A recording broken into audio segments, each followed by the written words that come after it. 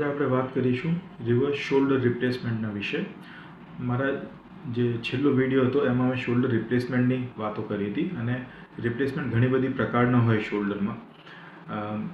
તો એમાં એક પ્રકાર હોય રિવર્સ શોલ્ડર, જેમાં કે બોલની જગ્યાએ સોકેટ બની જાય અને સોકેટની જગ્યાએ બોલ બની જાય.